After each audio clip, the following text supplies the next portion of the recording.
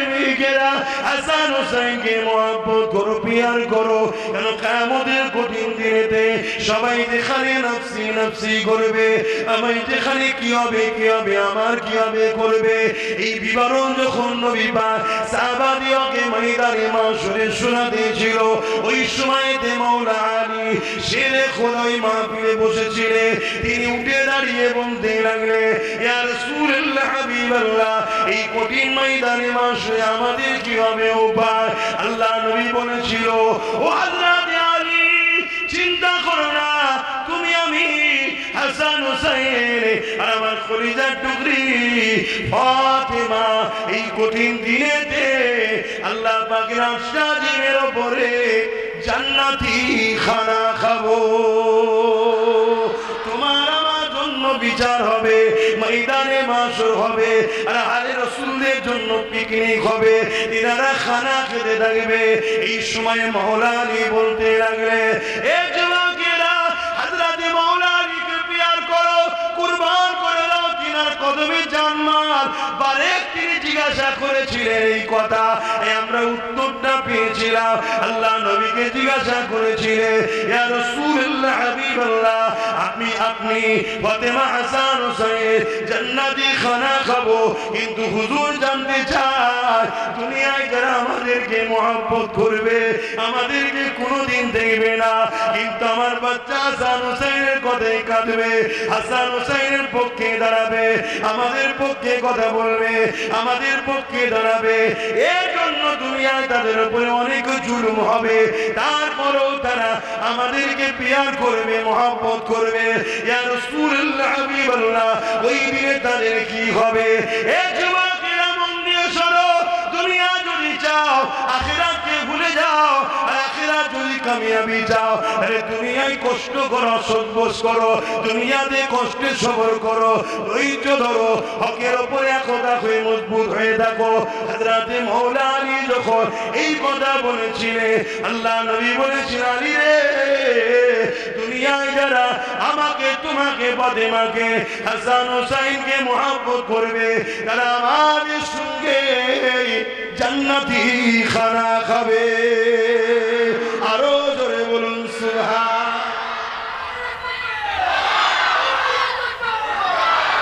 তাই বাপেদের বলে দিয়ে যান, ইমামে হাসান হোসেনকে মহব্বত করেন, কেননা দাইয়া কানবি সাহাবী বলে একজন সাহাবী ছিলেন। যখনই দরবারে আসতে ইমামে হাসান হোসেনের জন্য কিছু না কিছু নজরানা নিয়ে আসতে, কোন এমন দিন যাইলে হাসান হোসেনের জন্য নজরানা যারা দরবারে এসেছে, সাহাবারা জিজ্ঞাসা করেছে, ভাই কি ব্যাপার, এইভাবে কেন নিয়ে আসে? ওই সময় দাইয়া কানবি বলেছিলেন, আমি রাসূলুল্লাহকে খুশি করতে চাই, নবীকে খুশি করা, নবীকে পিয়ার করা, নবীকে আদব করা, এটা হলো ঈমান। রাসূলুল্লাহর প্রেম হলো হাসান ও হোসেন। হাসান হোসেনকে খুশি করলে নবী পাক খুশি হয়ে যাবে, নবী আমার উপরে রাজি হয়ে যাবে। এই জন্য আমি হাসান হোসেনের জন্য নজরানা নিয়ে আসি। এই যুবকের 1 তারিখের কথা, হযরত জিবরাইল আলাইহিস সালাম আল্লাহ নবীর দরবারে চলে এসেছে, আর এমন করে দাইয়া কালবি সাহাবী সূরা ধরে এসেছে, কিন্তু জিবরাইল আলাইহিস সালাম এসে যখন বসেছে, ইমামে হাসান হোসেন দুই ছোট ছোট ভাই আগিয়ে গিয়ে দাইয়া কালবি সাহাবী মনে করে জিবরাইল আলাইহিস সালামের দুই কোণে দুই জানুতে দুই ভাই বসে যায়। এইভাবে দাইয়া কালবি এলে তার কোলে বসে যেত, কিন্তু আজকে দিনে হাসান হোসেন বসার পরে দীর্ঘক্ষণ কেটে যাচ্ছে, দাইয়া কালবি কিছু দিচ্ছে না, কারণ এটা তো দাইয়া কালবি নয়, এটা তো জিবরাইল আলাইহিস সালাম দাইয়া কালবি সূরা ধরে এসেছে। এই জন্য হাসান হোসেন মুখের দিকে বারবার তাকাতে লেগেছে। এই কিছুক্ষণ কেটে যাবার পর ইমামে হাসান হোসেন উঠে গেল, জিবরাইল আলাইহিস সালাম বলতে লাগলে, ইয়া রাসূলুল্লাহ হাবিবাল্লাহ, হুজুর আমি ঠিক বুঝতে পারলাম না, হাসান হোসেন আমার উপরে যেন একটু বিরক্ত হয়ে গেল, বারবার তাকাচ্ছিল মুখের দিকে, তারপর উঠে চলে গেল।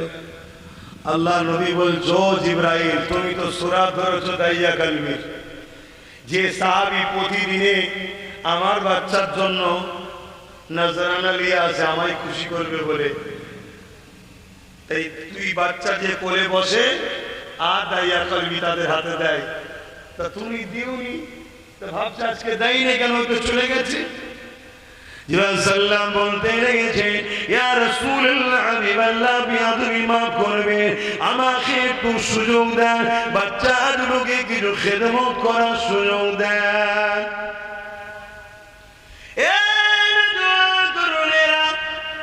আল্লাহ নবী বললেন জিবরাইল রে তুমি কিছু মনে করো না, বাচ্চা দুটো তোমাকে জিবরাইল তো বুঝতে পারলে। ওই সময় হযরত জিবরাইল বলেছে ইয়া রাসূলুল্লাহ হাবিবাল্লাহ হুজুর বিয়াদবি নেবেন না, আপনি জানেন কি জানি না হুজুর আপনাকে এই বাচ্চা আল্লাহ পাক এই বাচ্চা দুটোকে কত মহব্বত করে। ইয়া রাসূলুল্লাহ হাবিবাল্লাহ যখন এই বাচ্চা দুটো গভীর রাত্রে কেঁদে ওঠে, যে সময় খাতুনে জান্নাত তাহাজ্জুদের নামাজে দাঁড়িয়ে যায়, এই যুবকেরা শুনে রেখে যায় আমার আল্লাহ হাসান হুসাইনকে কত ভালোবাসে।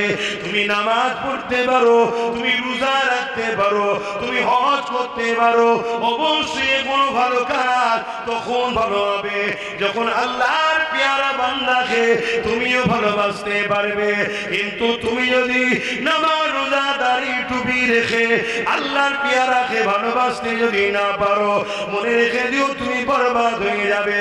কারণ ইবনে মাজাহ শরীফের হাদিসের মধ্যে রয়েছে যখন কোন বান্দাকে আল্লাহ পাক ভালোবেসে না, ওই সময় জিবরাইলকে ডেকে বলতে লাগে ও হযরত জিবরাইল রে এই দিকে শোনো।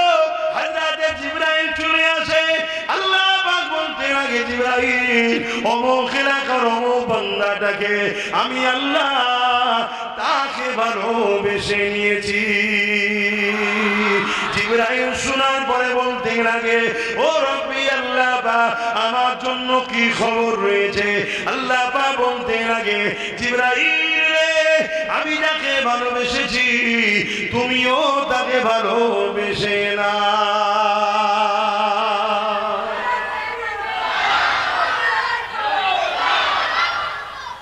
আমরা ভালোবাসা লুকাই আর আল্লাহ প্রকাশ করে। জিবরাইল চলে যেতে লেগেছে, আল্লাহ পাক আবার ডাক দেন জিবরাইল এদিকে আসো, যাও মিকাইলকে ইসরাফিলকে আজরাইলকে জানিয়ে দাও আমি যাকে ভালোবেসেছি তারাও যেন তাকে ভালোবেসে না। তাহলে আমি বলতে পারি হাসান হুসাইনকে আল্লাহ ভালোবেসেছে। এ জিবরাইল ইসরাফিল মিকাইল ইসরাইলকে যে জানিয়ে দাও হাসান হুসাইনকে তারাও যেন ভালোবেসে না। জিবরাইল সাল্লাম চলে গেলেন, যে জানালেন আল্লাহ আবার ডাক দিয়েছে জিবরাইল দাও এদিকে আসো। আবার এসে হাজির হয়েছে। আল্লাহ পাক কি হুকুম আছে, জিবরাইল রে পুরো আসমানে যত ফেরেশতা আছে সবাইকে যে জানিয়ে দাও আল্লাহ হাসান হুসাইনকে ভালোবাসে, সবাই যেন ভালোবাসে। জোরে বলুন সুবহানাল্লাহ।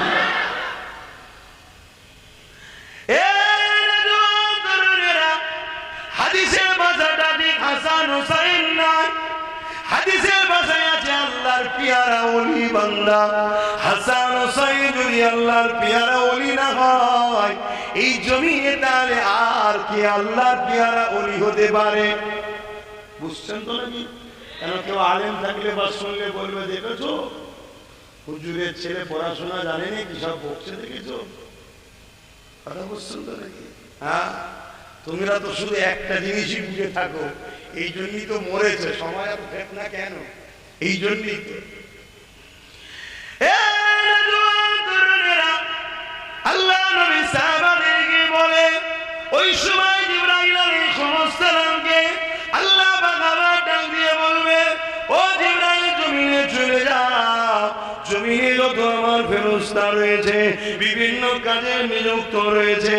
সমস্ত ফেরেশতাদেরকে যে জানিয়ে দাও আমি আল্লাহ আমার মাহবুব বান্দা অমুককে আমি ভালোবাসি, আমি অমুককে পেয়ার করেছি। আমার আল্লাহ পাক সেই মাহবুব বান্দার মেসেজটা প্রতিটা ওই ফেরেশতাকে জানিয়ে দাও, তারা যেন মহব্বত করে নাই গো। এই যুবকেরা, তরুণেরা, বাবেরা, এই কথা বলে আল্লাহ শান্ত হয়নি। এবারে তোমার আমার জন্য পয়গাম রয়েছে, এবারে তোমার আমার জন্য মেসেজ রয়েছে, এবারে তোমার আমার জন্য খুশির খবর রয়েছে। এই জন্যই তো আব্বাস সিদ্দিকী বড় আনন্দ থাকে, একদিন না একদিন জান্নাত যাওয়া যাবে আশা রেখে আছি। কেননা হাদিসের মেসেজ দিতে লেগেছে। এই সময় আল্লাহ বলতে লাগে, এ জিবরাইল দুনিয়া জমিনে চলে যাও, আর একটা ফেরেশতাদের টিম নিয়ে যাও। আল্লাহ যে কি করব দুনিয়ার জমিনে আমার বান্দা বান্দীদের অন্তরগুলোকে টেস্ট করো, পরীক্ষা করো। কি করব আল্লাহ টেস্ট পরীক্ষা করে যে অন্তরগুলো দেখবে পাক পবিত্র রয়েছে, ওই অন্তরে আমি যাকে ভালোবাসি তার প্রেমটাকে ভরিয়ে দাও। এখানে আমার বলতে কোনো বাধা নাই। পৃথিবীর কোন মুক্তি মৌলানা যদি চ্যালেঞ্জ আসতে চাও আমি রাজি আছি, এখানে কোনো বলতে বাধা নেই।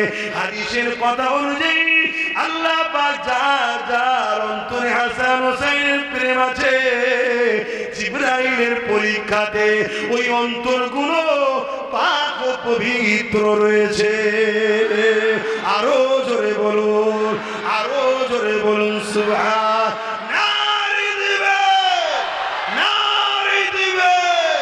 ইমামে হাসান হোসেন, ইমামে হাসান হোসেন, ইমামে হাসান হোসেন। আমরা এজিদের দিকে না, যার দিলে এজিদের প্রেম আছে তার মানে আল্লাহ এবং ফেরেশতাদের কাতারে ওই দিল হলো নাপাক, অপবিত্র। হতে পারে সে হাজি, হতে পারে সে নামাজি, হতে পারে সে বড় স্কলার, বড় মুফতি। কি হয়েছে, ইংলিশের থেকে বড় নয় তো? এই ইংলিশ বড় শিক্ষিত ছিল, জানেন তো জানেন না?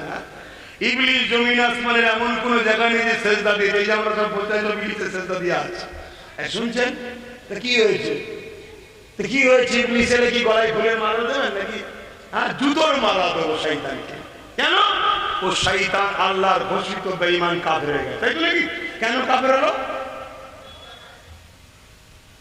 অহংকার করে আদম নবীকে সম্মান করে।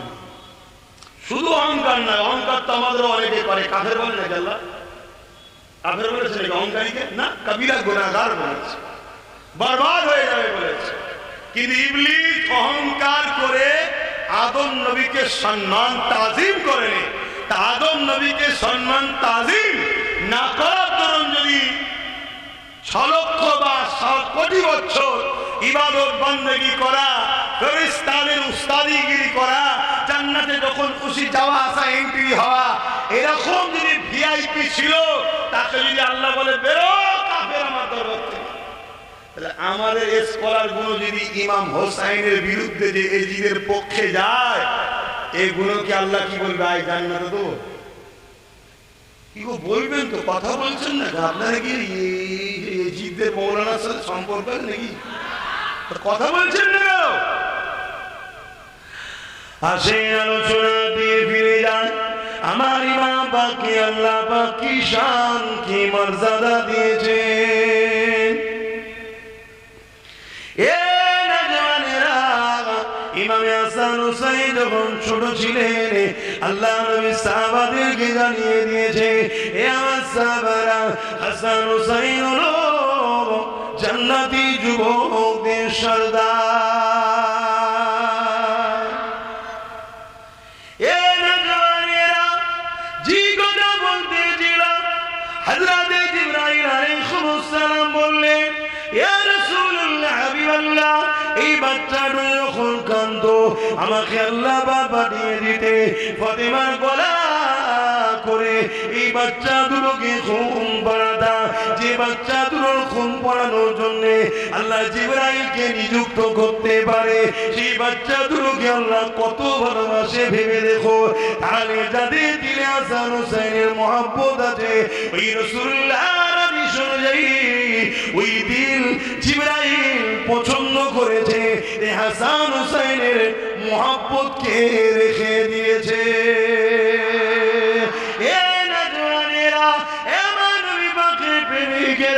হাসান হুসাইনকে মহব্বত করো, পিয়ার করো, কেন কিয়ামতের কঠিন দিনেতে সবাই যেখানে নফসি নফসি করবে, আমি যেখানে কি হবে কি হবে আমার কি হবে করবে, এই বিবরণ যখন নবী পাক সাহাবাদিওকে ময়দানে মাশরে শোনাতে ছিল, ওই সময়তে মাওলা আলী শেরে খোদাই মাহফিলে বসেছিলেন।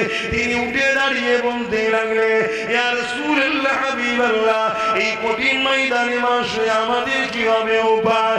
আল্লাহ নবী বলেছিল, ও হযরত আলী চিন্তা করো না, তুমি আমি হাসান হুসাইন আর আমার কলিজার টুকরি ফাতেমা এই কঠিন দিনেতে আল্লাহ পাকের আশীর্বাদের উপরে জান্নাতি খানা খাবো। তোমার আমার জন্য বিচার হবে, ময়দানে মাশর হবে, আর আলে রাসূলের জন্য পিকনিক হবে, এনারা খানা খেতে থাকবে। এই সময় মাওলা আলী বলতে লাগলে, এ যুবকেরা হযরত মাওলা আলীকে পিয়ার করো, কুরবান করে দাও তিনার কদমে জানমাল। বারেক তিনি জিজ্ঞাসা করেছিলেন এই কথা, আমরা উত্তরটা পেয়েছিলাম। আল্লাহ নবীকে জিজ্ঞাসা করেছিলেন, ইয়া রাসূলুল্লাহ হাবিবাল্লাহ, আপনি ফাতেমা হাসান হুসাইন জান্নাতি খানা খাবো, কিন্তু হুজুর জানতে চায় দুনিয়ায় যারা আমাদেরকে মহব্বত করবে, আমাদেরকে কোনোদিন দেখবে না, কিন্তু আমার বাচ্চা হাসান হুসাইনের কথাই কাঁদবে, হাসান হুসাইনের পক্ষে দাঁড়াবে, আমাদের পক্ষে কথা বলবে, আমাদের পক্ষে দাঁড়াবে, এর জন্য দুনিয়ায় তাদের উপরে অনেক জুলুম হবে, তারপরেও তারা আমাদেরকে পিয়ার করবে, মহব্বত করবে। ইয়া রাসূলুল্লাহ হাবিবাল্লাহ, ওই দিনে তাদের কি হবে? এ যুবকেরা মন দিয়ে শোনো, দুনিয়া যদি চাও আখিরাতকে ভুলে যাও, আর আখিরাত যদি কামিয়াবি চাও, আরে দুনিয়ায় কষ্ট করো, সহ্য করো, দুনিয়াতে কষ্টে সবর করো, ধৈর্য ধরো, হকের উপরে একতা হয়ে মজবুত হয়ে থাকো। হযরত মাওলা আলী যখন এই কথা বলেছিলেন, আল্লাহ নবী বলেছেন, আলী রে, দুনিয়ায় যারা আমাকে তোমাকে ফাতেমাকে হাসান হুসাইনকে মহব্বত করবে, তারা আমাদের সঙ্গে জান্নাতি খানা খাবে। আরো জোরে বলুন সুবহান।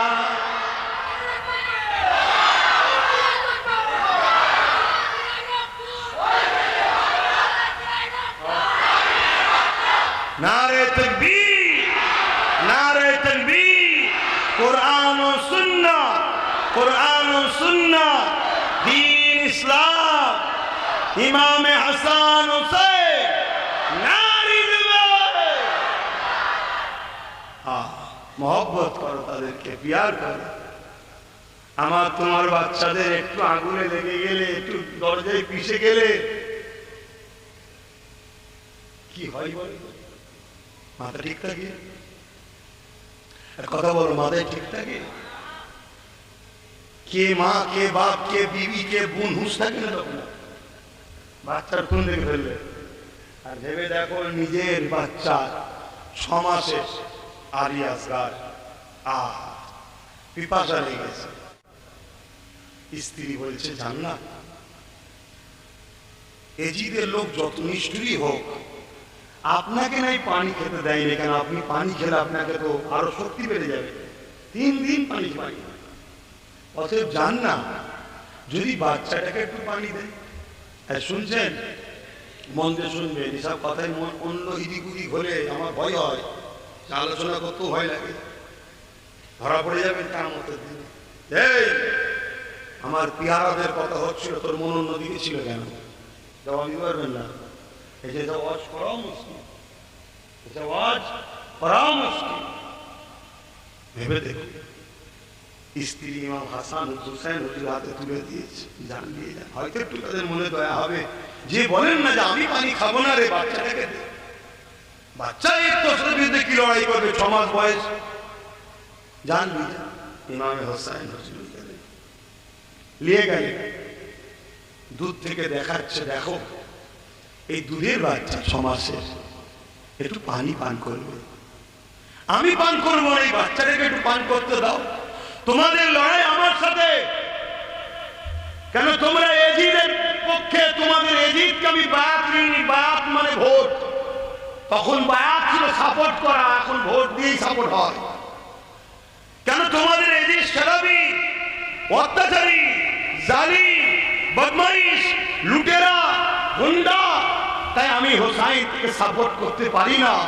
তোমরা আমাকে মারতে এসেছো, আমার বিরুদ্ধে লড়াই, কিন্তু এই দুধের বাচ্চাটাকে একটু পানি পান করতে দাও। 6 মাসের বাচ্চা। দুধ থেকে একটা তীর নিক্ষেপ করে 6 মাসের নবীর আওলাদ খানদানে রাসূল হযরত হোসেন হুজুরের রক্তে জিগার 6 মাসের আলী আসগারে এই হুলকুনি থেকে তীর লেগে এই দিতে বেরিয়ে গেল। ভাবো, হুজুর দেখছে আমার বাচ্চা খুন, পুরো শরীর দাড়ি খুনে ভরে গেল বাচ্চা লেগে। বলো তো কি কষ্টটা হয়েছিল তখন? তুমি নিজের বাচ্চার একটু লেগে গেলে তুমি কি করো? হ্যাঁ, আর তারা নূর ঘরে, নূরের বাচ্চা, নবীর ঘরের সন্তান, হ্যাঁ, তাদের কি অবস্থাটা হয়েছে? শুধু এই দিনকে বাঁচাতে, আমাকে তোমাকে জান্নাতে নিয়ে যাওয়ার জন্য তারা কুরবানি হয়েছে। তুমি আমি ইচ্ছা করে দিনের দুশমনকে সাপোর্ট করছি? আমার রাসূল পাক সাল্লাল্লাহু আলাইহি সাল্লামের এই সাহাবী বড় রোগা, দুর্বল হয়ে দরজার গোড়ায় দাঁড়িয়ে আছে। আল্লাহ নবীর নজর ওই সাহাবীর দিকে গেছে। সাহাবীকে জিজ্ঞেস করছে, সাহাবী রে, তুমি ওখানে দাঁড়িয়ে কাঁদছো কেন? ভেতরে আসো, বলো তোমার সংসারে কি খবর? আর এত শরীর খারাপ হয়ে গেছে কেন? কোনো বিমার হয়েছে নাকি? সাহাবী বলে, ইয়া রাসূলুল্লাহ, হাবিবাল্লাহ, আমার মধ্যে একটা প্রশ্ন জেগেছে, ওই প্রশ্নের উত্তর আমি পাচ্ছি না। ওই উত্তর খোঁজার চিন্তায় চিন্তায় আমি সাহাবী বড় দুর্বল হয়ে গেছে। আল্লাহ নবী বললেন, সাহাবী রে, কি প্রশ্ন তোমার মধ্যে জেগেছে বলো? ইয়া রাসূলুল্লাহ, হাবিবাল্লাহ, আমার মনে হয় সর্বসময় আপনার কদমের কাছে বসে আপনার নূরের মুখরা, নূরের চেহারাখানা, এটা আমার দেখতে ভালো লাগে।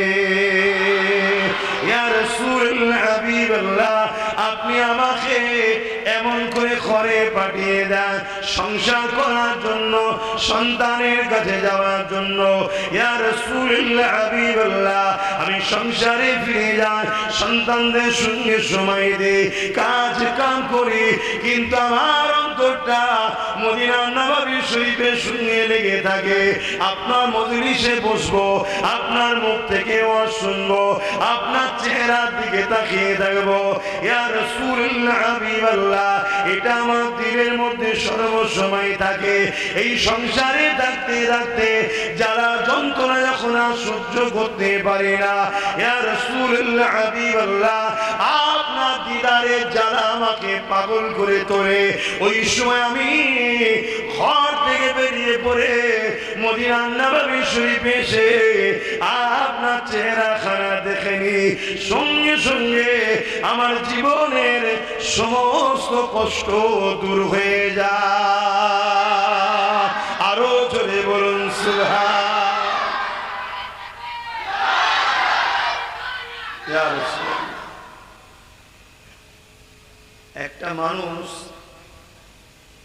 একটা মানুষের জন্য সব থেকে, আমাদের লাইফে সব থেকে বড় কষ্ট হলো মায়েদের যখন সন্তান হয়।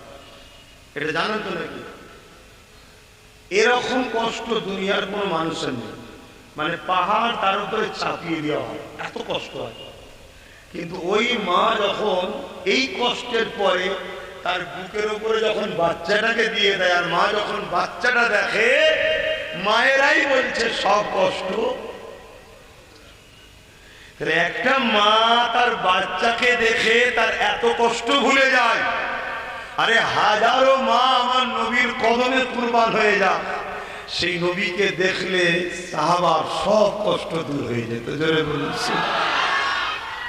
হাজারো নয়, প্রত্যেকটা মুমিন মুমিনাদের মায়েরা রাসূলের কদমে যদি কুরবান হয়ে যায়, আমরা কোন মায়ের সন্তান মায়ের দিকে তাকাবো না, আমরা মাকে রাসূলের কদমে কুরবান হওয়াটাকে গর্ব খুশি নজরে নেব। জোরে বলুন সুবহানাল্লাহ।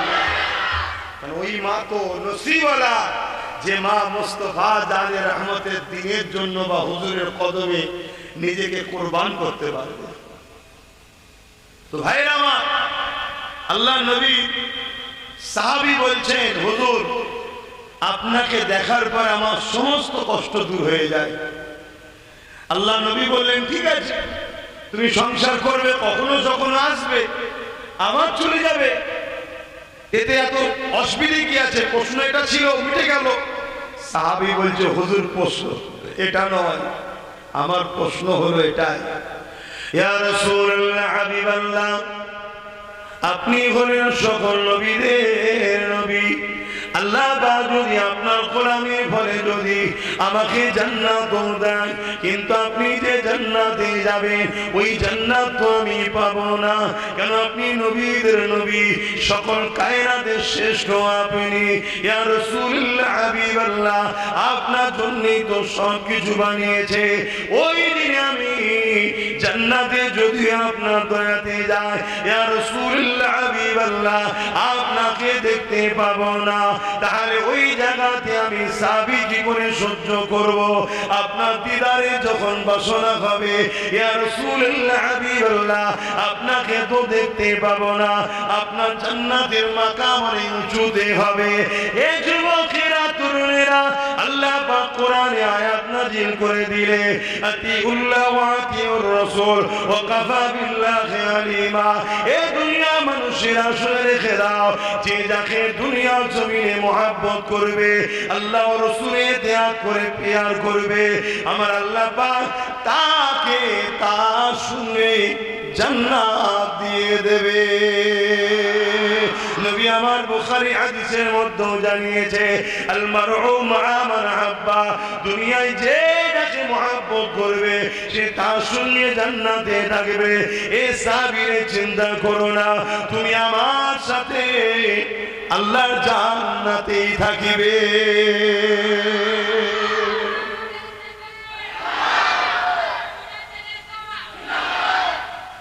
জান্নাতীকে ভালোবাসলে জান্নাতে তার সাথে থাকবে, আর জাহান্নামীকে ভালোবাসলে একটু বলবেন তো, একটু বুঝে বুঝে কাজ করা দরকার আছে না? না, হ্যাঁ, একটু বুঝতে কাজ করতে হবে।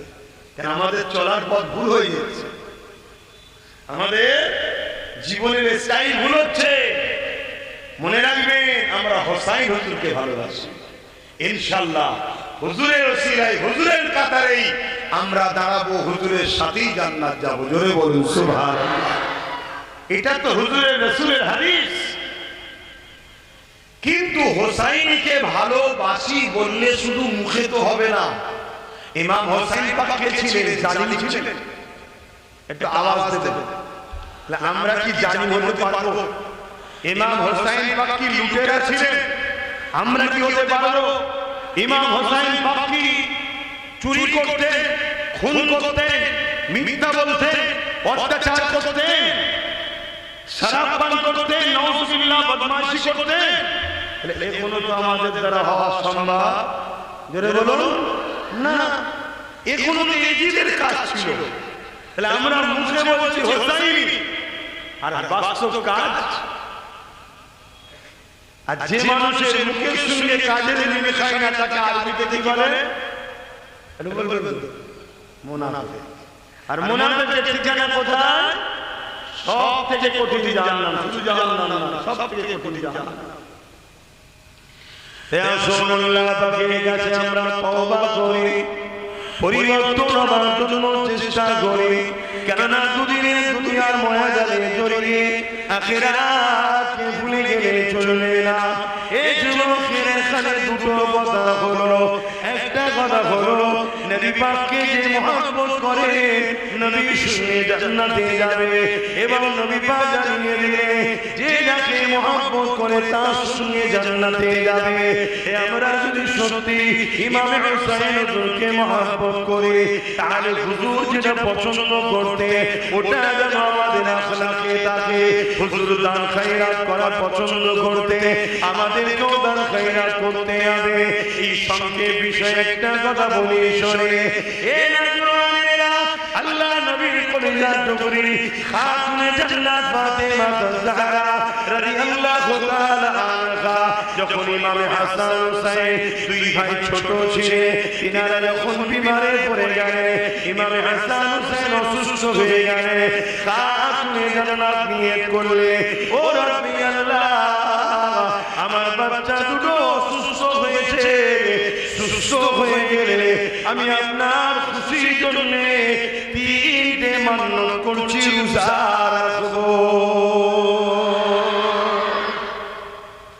আপনারাও কোনো সমস্যায় পড়লে, অসুস্থ হোক, কারবার হোক, বিপদে পড়ে গেলে হোক, এমন বিপদে পড়েছেন ঘরের চতুর্দিকে আপনার ঘিরে ফেলেছে, মেরে ফেলবে, ওই ঘরের মধ্যে বসে আপনি নিয়ত করুন, মালিক আমার যদি জানটা আপনি বাঁচান, যদি আপনি বাঁচিয়ে দেন, আমি আপনার খুশির জন্য 5টা রোজা রাখবো কি 10টা রোজা রাখবো কি এই করবো, দুটো গরিবের বিয়ে দেবো, আল্লাহর কাছে নিয়ত করুন। দেখবেন আপনি ভাবতে পারবেন না কোন স্টাইলে কিভাবে আপনার দুশমনকে ওখান থেকে আল্লাহ সরিয়ে দেবে। সবথেকে উত্তম কৌশল তিনি ভালো জানেন। বলুন সুবহানাল্লাহ। জায়গা সে সুরার দিকে আবার ফিরে যান। আল্লাহ নবী বলে দিলেন, নবীকে জানের থেকে বেশি ভালোবাসা করো ঈমান। অপর দিকে নবী পাক বলে দিলেন, হাসান হুসাইনকে যে ভালোবাসলো সে আমি নবী আমাকে ভালোবাসলো, যে আমাকে ভালোবাসলো আল্লাহ পাক তাদেরকে ভালোবাসবে। আল্লাহ নবী তার পাশাপাশি বললেন, যে হাসান হুসাইনের সঙ্গে দুশমনি করলো সে আমি রাসূলুল্লাহ আমার সঙ্গে দুশমনি করলো, যে আমার সঙ্গে দুশমনি করলো আল্লাহ পাকের রহমত তাদের দিক থেকে মুখ ফিরিয়ে নেবে, আল্লাহ পাকের আযাব তাদের উপরে হবে। এই বলে দিয়ে যায় নবীকে মহব্বত করার নাম হলো ঈমান। হাসান হুসাইনকে মহব্বত যে করে সে হলো নবীকে মহব্বত করে, আর যে নবীকে মহব্বত করে আল্লাহ তাকে ভালোবাসে। আর যে হাসান হুসাইনের সঙ্গে দুশমনি করে সে নবীর সঙ্গে দুশমনি করে। তাই হাসান হুসাইন ঈমানের সাথে, কারণ হাসান হুসাইনের মহব্বতটাই নবীর মহব্বত, আর নবীর মহব্বতকে আল্লাহ ঈমান বলে দিয়েছে।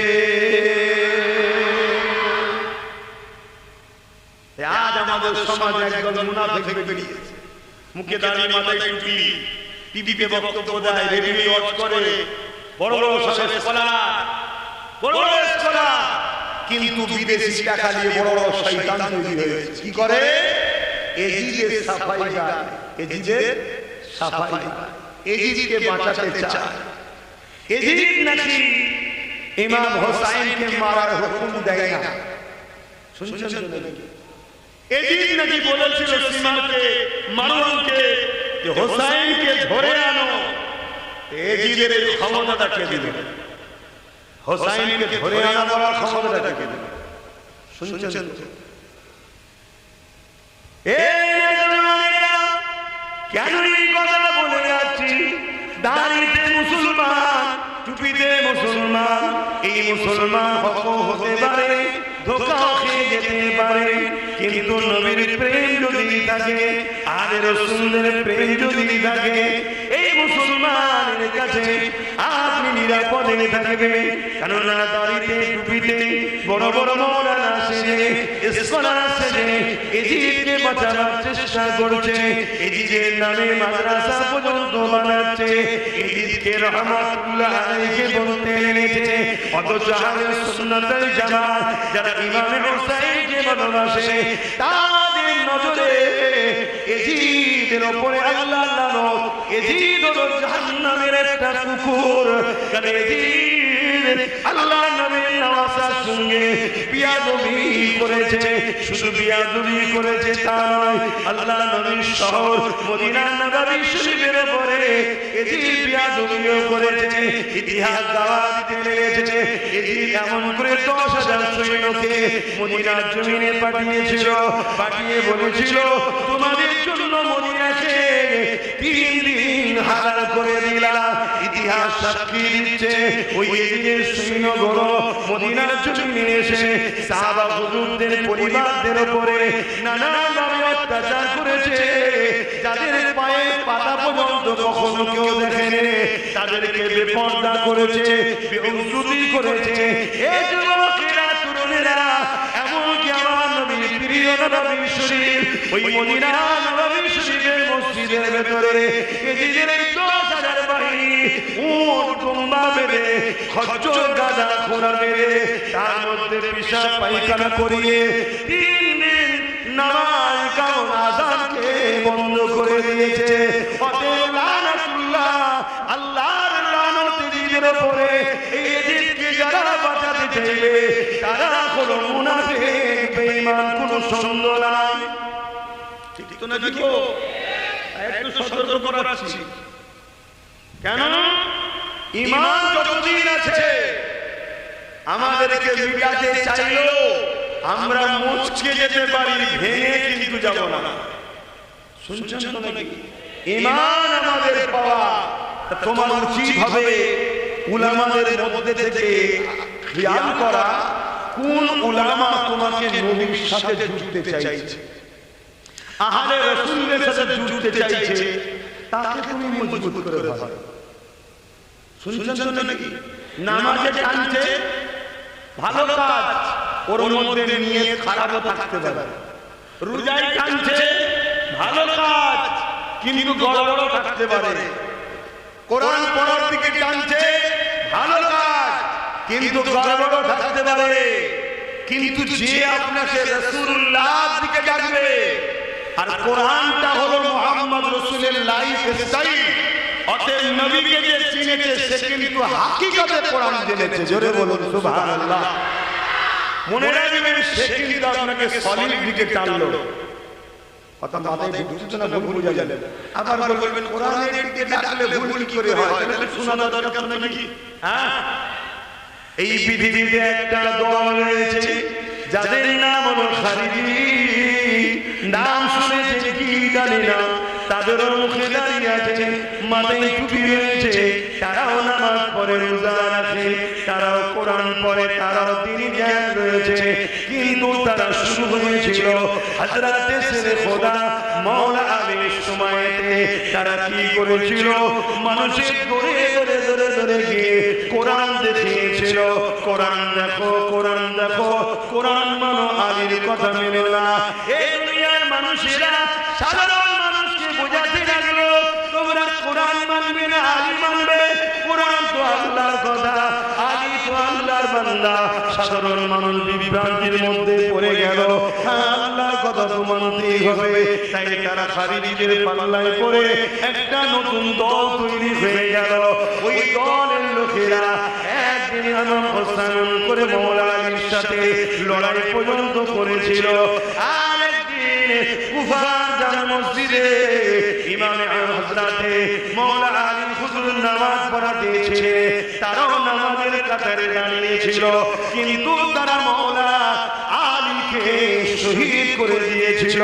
যে আলী সম্বন্ধে আল্লাহ নবী জানিয়ে দিয়েছে, এ দুনিয়ার মানুষেরা, আমি নবী হলাম এলের ঈশ্বর, আলী হলো ঈশ্বরের দরজা। অর্থাৎ আমার কাছে আসতে গেলে আলীর মাধ্যম দিয়ে আসতে হবে।